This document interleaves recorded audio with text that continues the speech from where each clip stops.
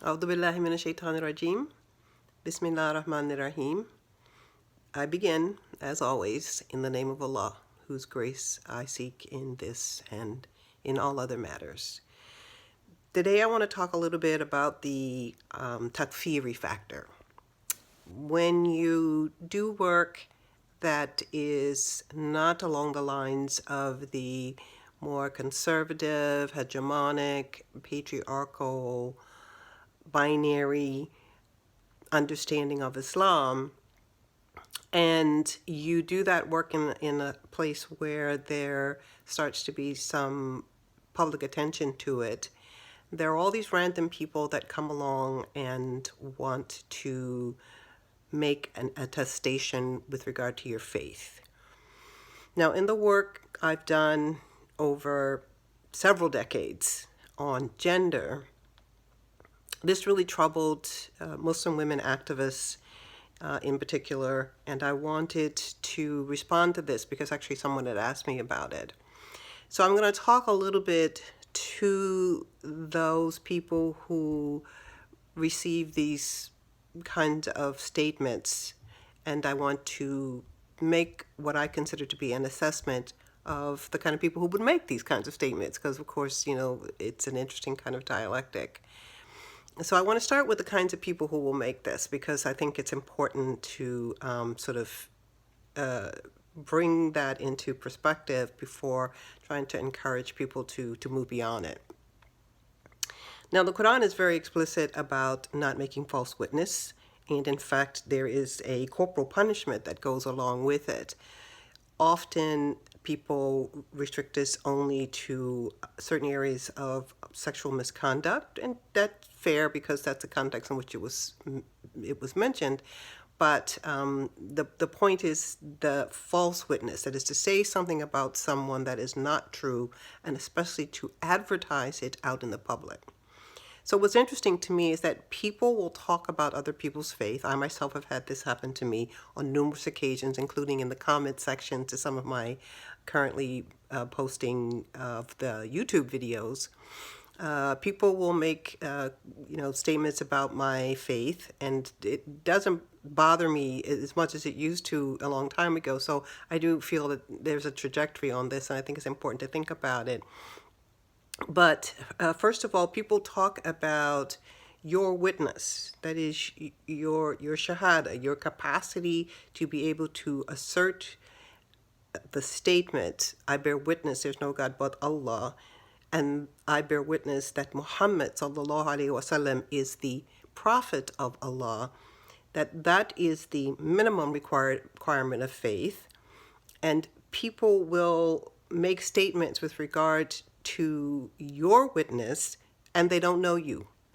In my case, most recently, people have made statements about my faith on the basis of 3 words. So it is a very simple habit.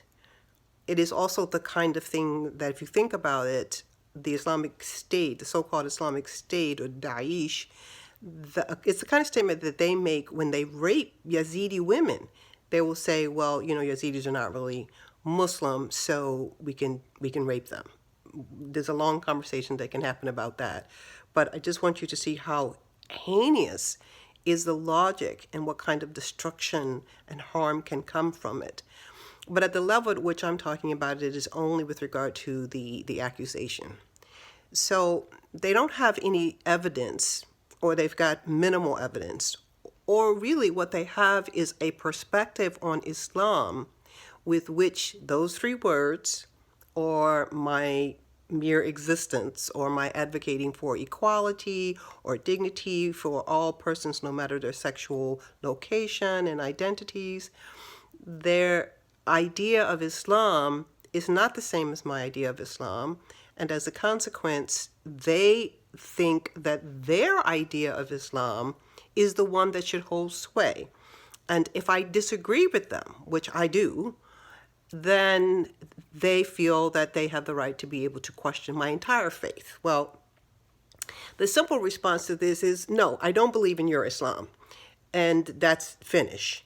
But the complexity of this is that, as I have said earlier, who has the power to assert a definition of Islam and to put that definition into implementation will control how other people, in fact, practice. But this overlooks the fact that the goal of my Islam is my surrender to Allah. That is, in Islam, we believe that there is a direct, unmediated relationship between every believer and Allah. And yet there are people who will come in between you and Allah. They will define what that relationship between Allah should be like, hopefully according to what it is that they are best able to practice it. And then they will assert that your actions, your words, do not align with their definition of Islam, so therefore you are out of Islam. But they don't seem to have any consciousness of what this means. What this means is that they prioritize their definition and their person over Allah. So if I focus my attention on my relationship with Allah, and in that process, I study and I do social justice work and I teach and I raise my family and I interact with people in my community and I earn my living. If everything that I do in accordance to my relationship with Allah, how is it that someone can come in between me and Allah and not only make an assertion, but also actually make statements about damnation? You're going to go to hell and, this kind of thing. So there is a particular kind of personality that will do this kind of thing. Obviously, Daesh is one of those kinds of personalities. But in the context of social media, there's also a lot of people who are attention grabbers. They want to get attention, and so they jump in on an issue. They don't know the person. They don't know the context even of the discussion. For example, those 3 words. Nobody wants to follow an actual previously posted blog to see what the whole context of the conversation is. They don't know anything about my life. They don't know about, for example, having a son whom I named Khalilullah, which is a laqab or a nickname in the Quran for the Prophet Ibrahim. But instead, they just know 3 words. So on those 3 words, they want to, take me to hell and back.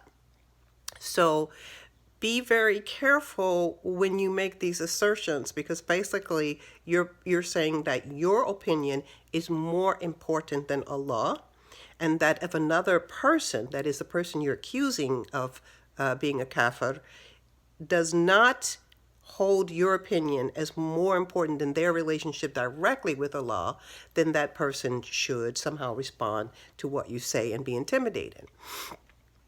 Well, the reality is that Muslims who are working on issues of social justice are often far more sensitive about their faith, about their relationship with Allah, about their Islam. And so when they hear these things, they do find them to be intimidating. They do want to be able to make an impression on the community that they are trying their best with regard to their understanding of Islam, and that they're trying their best before Allah. So they do tend to be intimidated by these kinds of statements.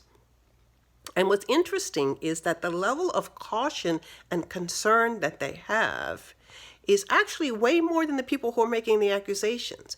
Because when you are in an active faith relationship, you realize that faith is not static. You also recognize within yourself that you have moments of doubt and misgiving, and that out of the humongous intellectual corpus that is our legacy, that is, knowledge about the hadith, and knowledge about the Quran, knowledge about the life of the Prophet sallallahu alaihi wasallam, and then fiqh, and then philosophy, and then tasawwuf, that all of these fields of knowledge are vast and extensive, and you recognize that you don't have purview over all of these. Sometimes I find activists will say, well, I'm not a scholar, and then they want to kind of like down themselves before they make a statement.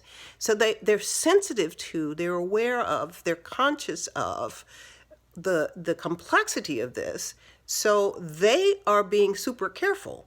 And because they're super careful, they also are super vulnerable. They're super vulnerable to people who will assert that, how can you say this because you're not a scholar of Quran? Of course, I am a scholar of Quran, but this is the kind of thing that comes out there. Or they're super aware of their location within their community. That is, they're concerned that their families might think that by stepping outside of what it might be the normative, conservative, patriarchal, hegemonic, dualistic way of thinking and being, that when they step outside of that, that somehow that they may be ostracized even within their own families and communities. So they're super sensitive to this. So I think the sensitivity to even being charged with going outside of the faith or being, attacked by the takfiri accusations. I think the sensitivity towards it is a good thing. Keep your faith close to your heart. Keep your assertions for social justice within the context of Islam, your trajectory as part of your service to Allah. And at the same time, take heart that no one has the capacity to challenge your faith until you yourself say, I don't want to be Muslim, or that I'm not a part of that religion. Because there are a lot of people who actually do that. And the people who actually do that don't care if somebody makes those accusations. So keep up the good work, focus on Allah, establish justice in the community, make your salat and other forms of worship that help to strengthen your heart.